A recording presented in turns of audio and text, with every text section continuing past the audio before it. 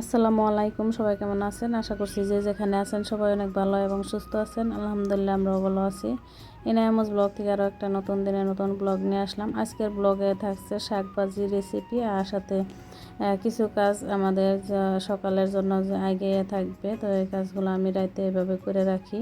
তো এনার আব্বু বিকেলবেলা যে বাজার করে নিয়ে আসছে, সাথে কাঁচা আম নিয়ে আসছিল, ভর্তা বানিয়ে দিলাম। আর এখানে মাছটি আর সবজিগুলো আমি বেগে থেকে বের করে নিতে এসেছি। এখানে আজকে নিয়ে আসছে দুমড়া, বেগুন আর হচ্ছে শাক।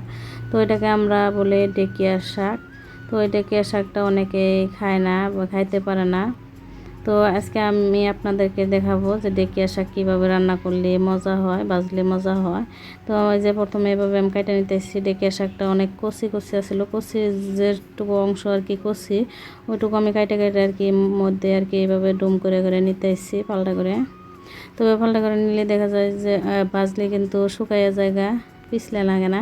আর এখানে দেখেন নেয়া কি করছে, আমি সরষে মাছের ঝোল বানানোর জন্য আর কি সরষে ভিজিয়ে রাখছিলাম, ওটা এনেও এখানে ডাইলে দিছে বাইরে। তো আবারও আমি এই যে ভিজিয়ে রাখছি মাছের ঝোল বানানোর জন্য। এর আগের ভিডিওতে শেয়ার করছি আপনাদের সাথে মাছের ঝোল বানানোর রেসিপিটা। তো আজকে আমি শেয়ার করব শাকের রেসিপি।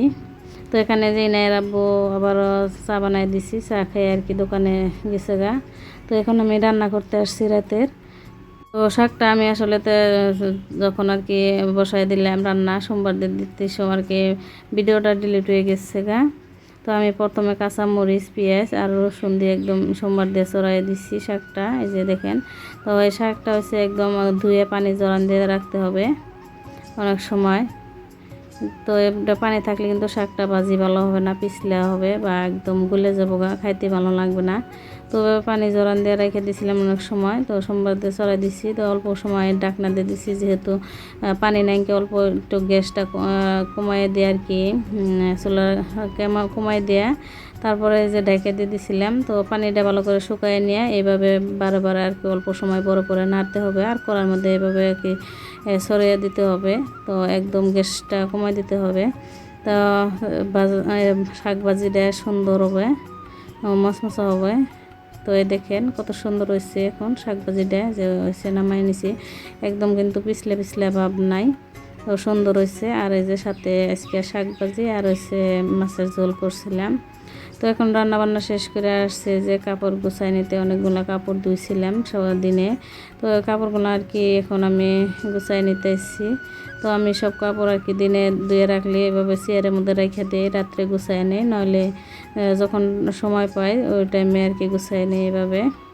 যেহেতু ছোটো বাচ্চা থাকলে কিন্তু সময়ের কাম সময় করতে পারি না সব দিনেই। তো এই যে না এখন ঘুমাচ্ছে। তো এখন আমি কাপড়গুলো আর কি গুছাই নিতে এসেছি। দিনে কিন্তু গুছাইতে পারি না, অনেক কাজ থাকে একটা সংসারে, যেহেতু অনেক কাজ বাচ্চা নিয়ে। তো একা হাতে অনেক কাজই করতে হয়। আমাদের গ্রামের বউদের কিন্তু অনেক বেশি কাজ থাকে আরও।